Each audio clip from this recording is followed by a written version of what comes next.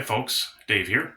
So a pair of pliers and a pipe cutter. Who would have thought that you can use these for stripping solar PV cable? But I've been doing this for a while and I'm very impressed with the results, and I thought I'd share it with you guys. Hope it helps you out.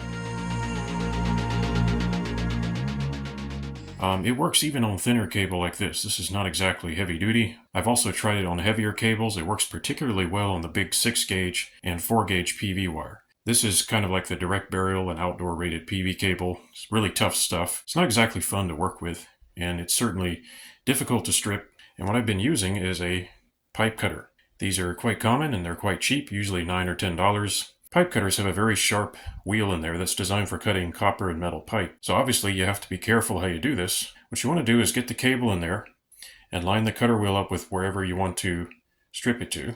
So right about there will be fine for me. Then start turning this wheel here and tighten it down, and the cutter wheel will start biting into the plastic sheath. And you want to take a look and see how far down it's going. And it takes a little bit of getting used to. You got to get a feel for it. Just want to tighten it down enough. Go ahead and start turning it, and it'll loosen up as you're cutting the plastic. Then you can look in there again and just tighten it a little more until you feel like you've cut through 90 to 95% of the plastic sheath.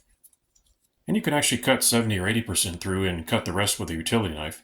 But using a utility knife is kind of unsafe, and I've done that before and it's just really hard to do it safely. Now you can see I've got quite a cut in that wire. It's not quite all the way through, and I don't need to go all the way through.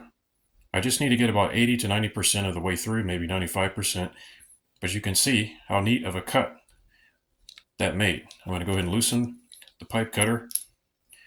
There's what it looks like. You can see I haven't quite gone all the way through, and that's a good thing. I don't have to. Now what I'm going to do is take my trusty Klein pliers, which my brother bought me for Christmas. Thank you very much.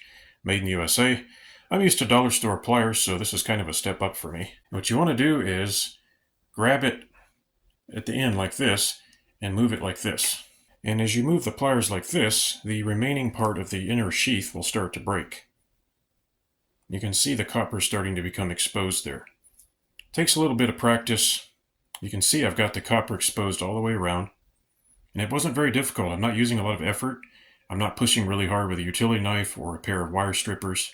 You might have a tendency to want to grab it here to pull the insulation off, but actually you don't want to do that because that's just going to create friction and it's going to hinder this insulation being pulled off.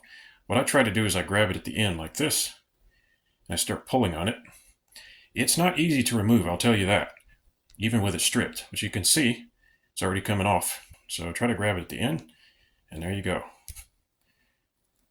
Now if you get too enthusiastic and you damage some of the copper, it might not be the end of the world. Sometimes I do mess up and damage the copper. Usually it goes very well, and I find this to be much easier than other methods. You can see that the PV cable has an inner and outer sheath. So cutting through the red part is most of the work. And then that black part that you see on the inside, that's a lot easier to cut, and you can actually kind of stretch that and it will just tear. So you really don't need to cut through that part quite as much, just the red part, the outer part. Now this method may also work on other types of cables.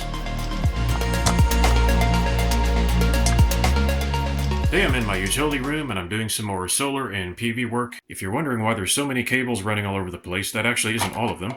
I'm wiring my home from top to bottom with 55 volts DC PV electrical power with battery backup. We've been all over this house. My brother's helping me run the cabling, and there's going to be a lot of work involved. But stay tuned for part 2 of that series. If you're interested, feel free to watch part 1, which is more like an introduction.